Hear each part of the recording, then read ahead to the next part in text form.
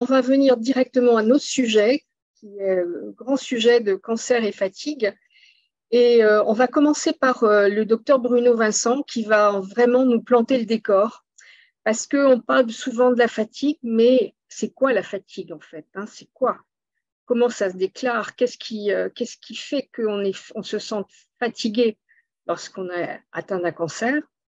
Donc, je vais partager en même temps l'écran euh, pour que vous puissiez voir aussi cette présentation. Et je laisse la parole à Bruno. Peut-être, Bruno, dans ces cas-là, tu me diras à quel moment tu veux que change les slides. D'accord, très bien. Écoutez, je suis ravi de participer à cette réunion, vous apporter un petit peu de mon vécu de tous les jours et puis de vous faire un peu une revue de la littérature sur le sujet.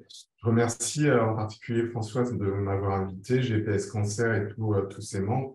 Et puis je suis ravi de retravailler aussi avec Éléonore qui va compléter avec sa double expérience. Voilà ce que je pourrais vous apporter. Comme on vous a dit, hein, je suis un médecin et responsable d'une équipe mobile de soins palliatifs et qui est aussi en charge de la douleur du cancer dans l'hôpital Beaujon à Clichy, en région parisienne, un établissement qui fait partie de la PHP de Paris et c'est un centre d'expertise de maladies digestives et la plupart du temps des maladies oncologiques. Voilà, donc c'est un peu mon quotidien de rencontrer les personnes malades d'un cancer et de les prendre en charge en même temps, très souvent, très en amont d'une prise en charge un peu habituelle en soins palliatifs. On essaie de développer avec les oncologues les prises en charge les plus intégratives possibles pour accompagner les personnes malades et leurs proches tout au long de leur parcours de santé. Voilà, essayer de faire un bout de chemin avec eux, d'essayer de les aider sur tous les plans, et en particulier sur le sujet sur lequel on s'intéresse aujourd'hui, donc la fatigue. Alors, c'est l'asthénie hein, en langage médical, mais voilà.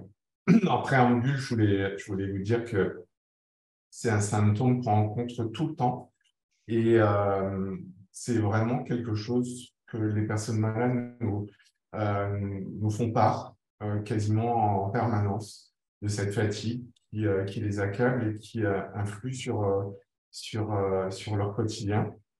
Alors, quand on fait un peu de littérature, alors j'ai pris des littératures de langue anglaise, mais vous verrez qu'on a choisi aussi, grâce à Éléonore, une littérature française. Et ce qu'on retrouve, c'est que c'est un des symptômes les plus pénibles hein, dans la prise en charge des malades atteints de cancer. Et ça se retrouve tout le temps, à toutes les phases du traitement, quel que soit le stade de la maladie.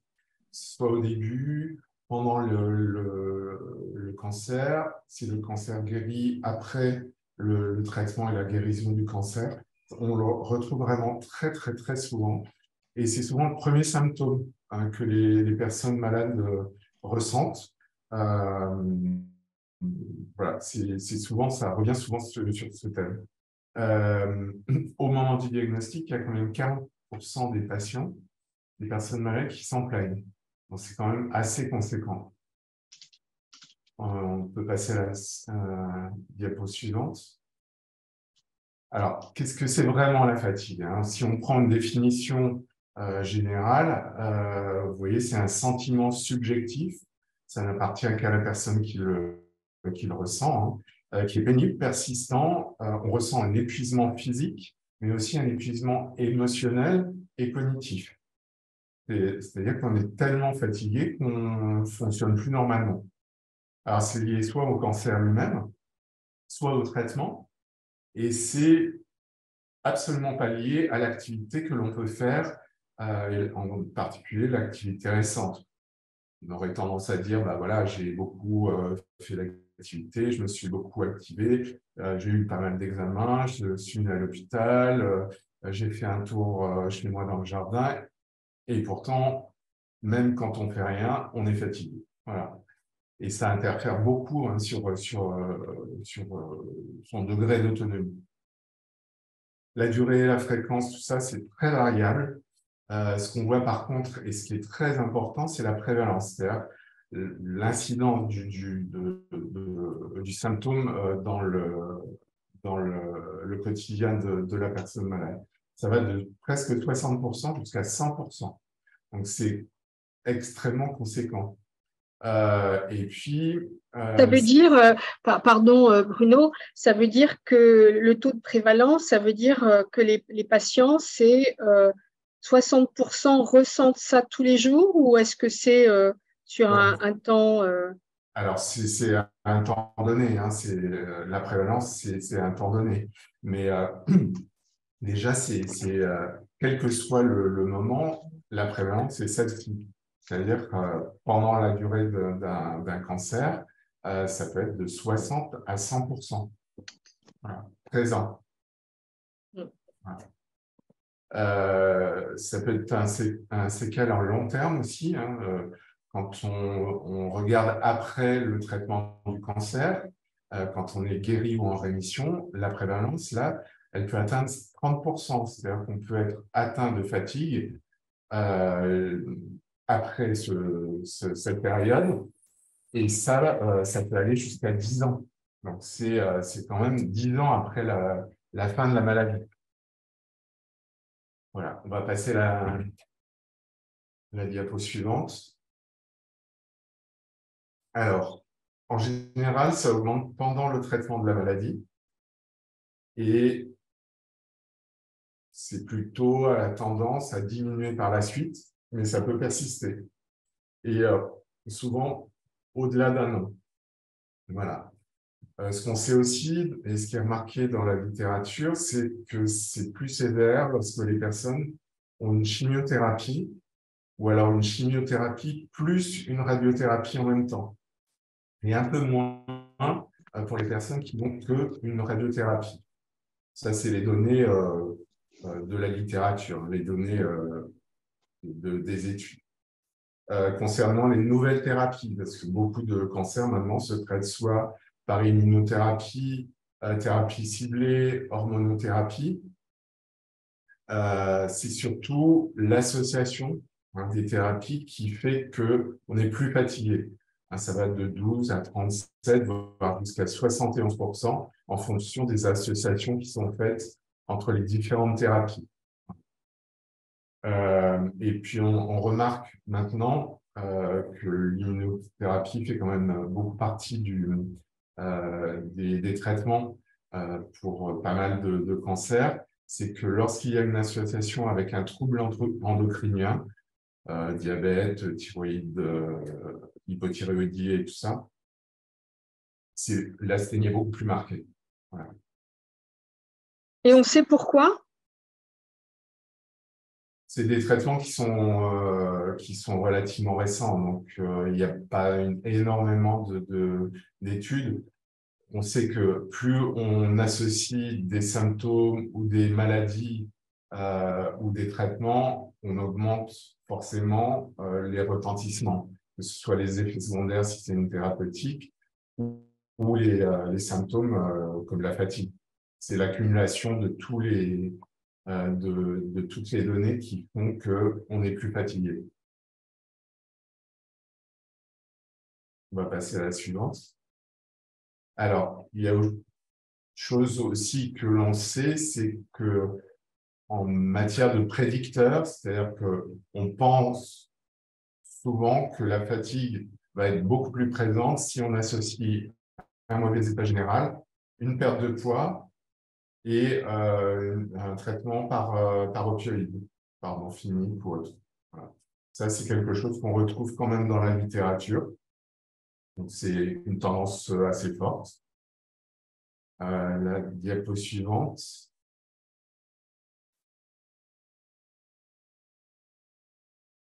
Ah,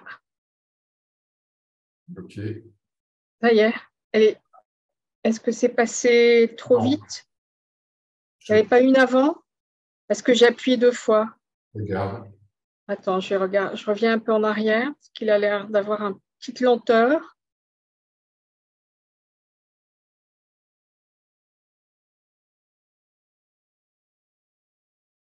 Ça a l'air de... Ça ne veut pas bouger. OK.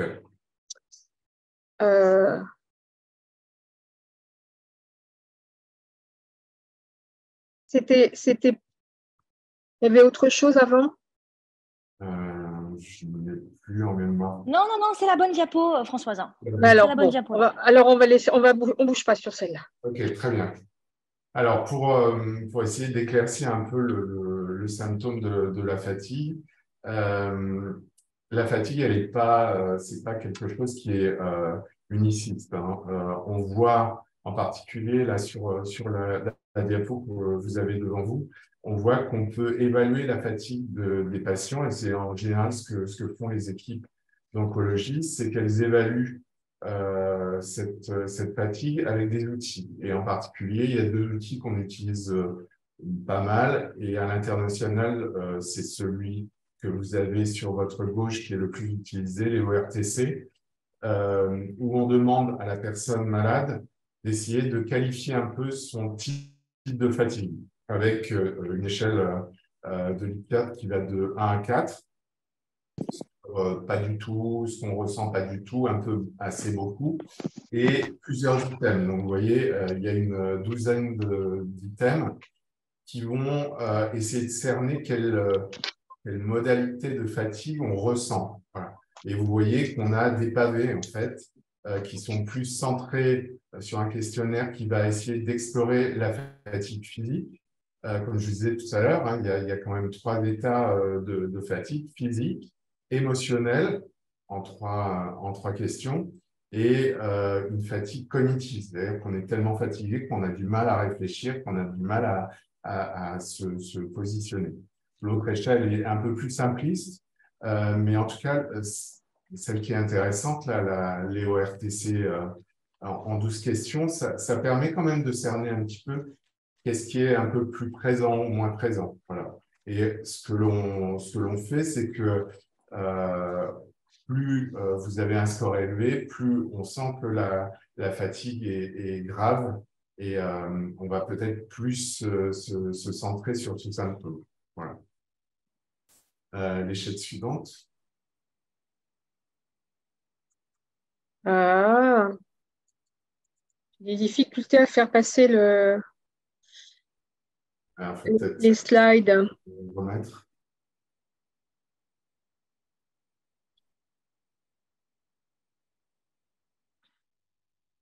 Je vais arrêter le partage et je vais recommencer. Peut-être que ça sera plus facile.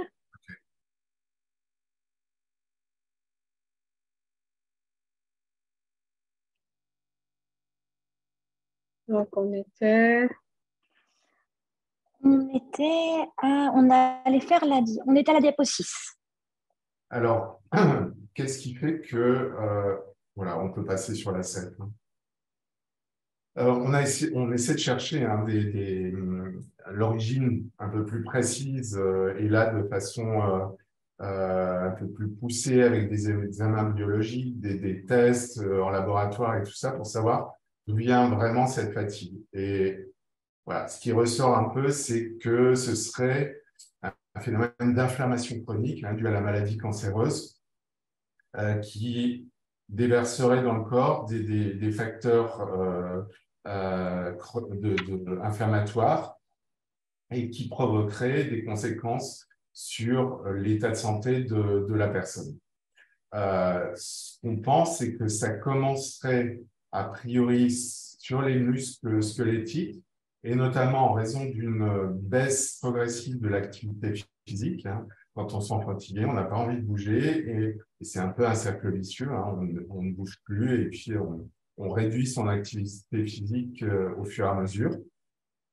Et puis, au niveau cérébral aussi, on pense qu'il y a quelque chose là qui est dysrégulé, qui ne fonctionne plus très bien à cause de l'inflammation, et qui change la perception de ce sentiment de fatigue. Voilà. Bruno, est-ce que je peux vous poser une question, juste pour éclairer les personnes qui nous écoutent. Déjà, pour le phénomène inflammatoire, c'est vrai que ça a été beaucoup étudié. Hein, c'est les célèbres cytokines dont on parle. Oui. C'est ça, hein? Oui, oui. Voilà. Qui font leur boulot de lutter contre les cellules cancéreuses. C'est pour ça que quelquefois, on ressent une très forte fatigue, même sans avoir déjà le diagnostic du cancer. Hein, ces cytokines qui se mettent en branle vont un peu inflammer, avoir ce rôle inflammatoire et conduire à une certaine fatigue.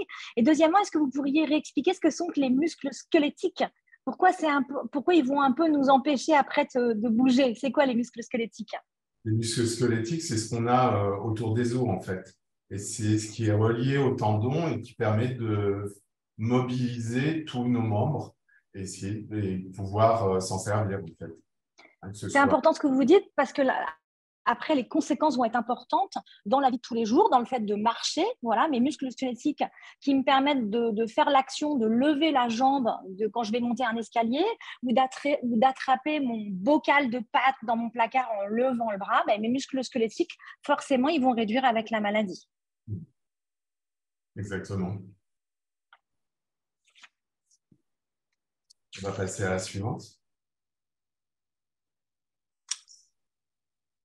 Alors, souvent, et j'imagine bien hein, le vécu des personnes malades devant les équipes d'oncologie qu'ils rencontrent, devant l'oncologue en consultation. La plupart du temps, on a l'impression que les professionnels de santé ne sont pas du tout sensibles à ce symptôme. Alors, il y a plusieurs raisons. Il y a un médecin tunisien qui avait publié un article qui disait, en titre, l'asthénie en oncologie, un symptôme marginalisé par les oncologues et handicapant silencieusement les cancéreux.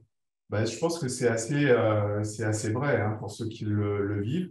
Alors, c'est pas que les oncologues sont insensibles, hein, mais ils sont extrêmement dépourvus parce qu'il y a peu de choses qui puissent marcher, notamment dans les thérapeutiques médicamenteuses.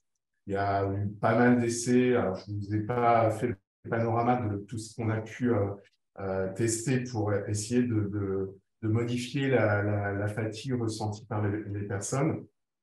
En fait, il n'y a pas grand-chose qui fonctionne.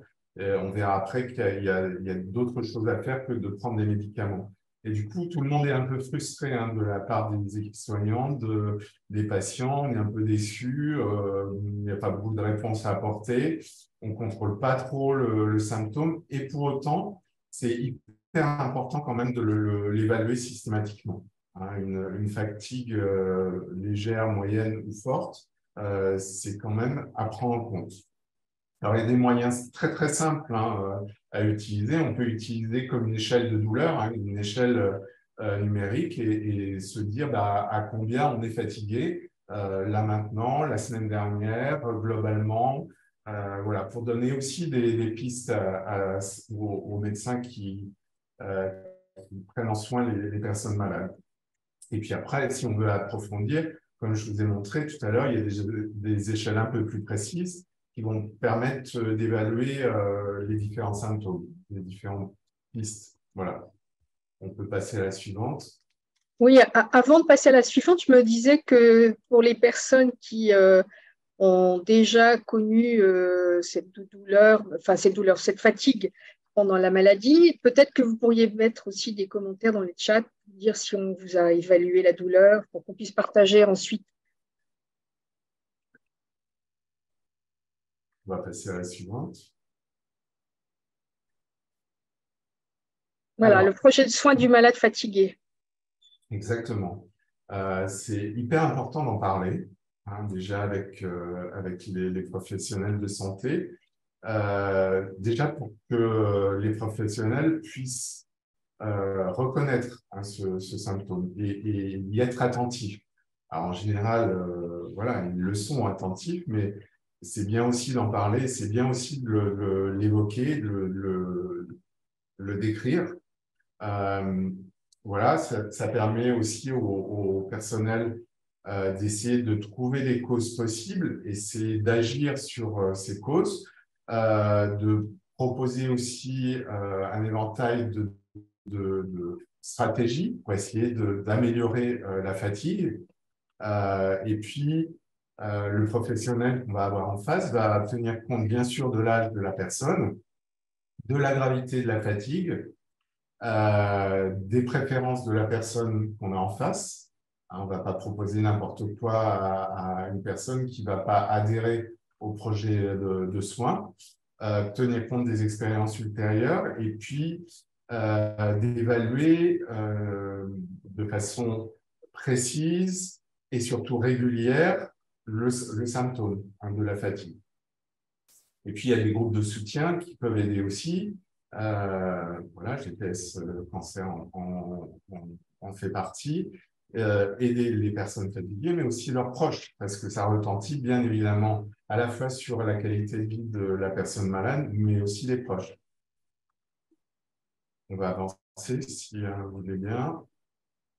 Alors, souvent, il y a un grand sentiment de culpabilité. Après le cancer, tout doit aller bien. Il n'y a pas de raison d'aller moins bien. On est guéri, on va mieux, on est en rémission et on pourrait se considérer que tout est fini. Or, non, hein, on le sait très bien. Il y a beaucoup de choses qui se passent après la maladie, après la fin de la prise en charge thérapeutique ciblée du cancer. Et la fatigue en fait partie. Hein. Comme je le disais tout à l'heure, on peut avoir des symptômes 10 ans, jusqu'à 10 ans après. Donc, c'est quand même assez important. Là, c'est issu d'une étude qui s'appelle VICAN, qui a été faite en France par l'INCa, hein, l'Institut national du cancer. Ils avaient fait une étude quelques années auparavant qui s'appelait VICAN 2, où ils étudiaient les symptômes 2 ans après le cancer, et ils ont continué à faire cette étude sur le suivi 5 ans après. C'est une étude très, très importante qui a pris environ 4000 malades, donc extrêmement conséquente. Et sur VICAN 5, je crois qu'il y a à peu près la moitié des patients qui avaient été interrogés sur VICAN 5, sur VICAN 2, qui l'ont été sur VICAN 5. Et qu'est-ce qu'on voit sur VICAN 5? Donc, 5 ans après la fin et la guérison de la maladie, il y a encore près de 48% des personnes en rémission ou guéries qui souffrent de fatigue. C'est proche de la moitié. Ouais. Ce qu'on voit aussi, c'est que ça touche beaucoup plus les femmes que les hommes. 56% versus 38%, donc c'est quand même conséquent. En plus, chez les plus jeunes, les moins de 25 ans, et il y a un facteur aussi important, c'est pour les personnes avec une précarité sociale. Et ça joue aussi. Et puis, en fonction de la pathologie initiale, hein, du cancer initial, on voit que là aussi, il y a des disparités. Hein. Souvent, le cancer de l'utérus donne beaucoup plus de fatigue à 5 ans qu'un cancer des voies supérieures digestives. Voilà. Et ce qu'on remarque aussi dans cette étude, c'est qu'il y a presque 45% des personnes interrogées qui ont une qualité physique dégradée. Donc, c'est quand même assez conséquent. Voilà. On va avancer. Alors, qu'est-ce qu'on dispose qui nous permet d'améliorer un peu le phénomène de la fatigue? Alors, il faut, pour les soignants,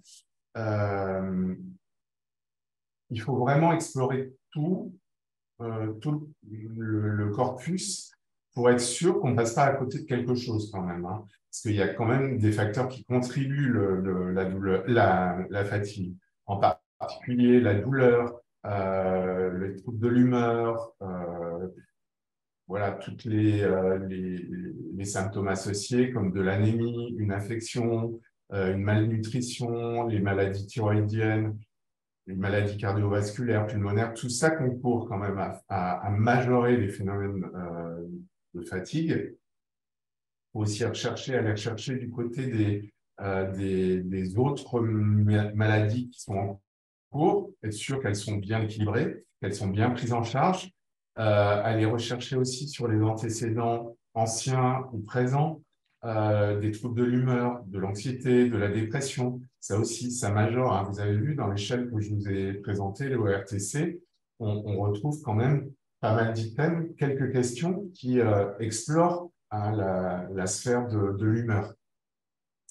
Et puis, là aussi, il va falloir aller chercher du côté du social, du côté de l'environnement, familial, social, amical, les finances, toute cette sphère-là qui va concourir. Et vous avez vu dans 20K5 que la précarité ajoutée à la fatigue. Voilà. Donc, il faut explorer quand même de façon large, hein, le symptôme de fatigue. Voilà. Et après avoir fait ça, ben, on peut passer peut-être à autre chose. On va passer la slide suivante. Et ce qui marche quand même vraiment bien, alors il y a toutes les techniques complémentaires comme l'acupuncture, l'hypnose, la sophrologie qui vont aider quand même au bien-être et à la gestion de certains symptômes. Il y a quelque chose qui fonctionne, et là, dans la littérature, on le retrouve vraiment, c'est l'activité physique adaptée à la personne. Ouais.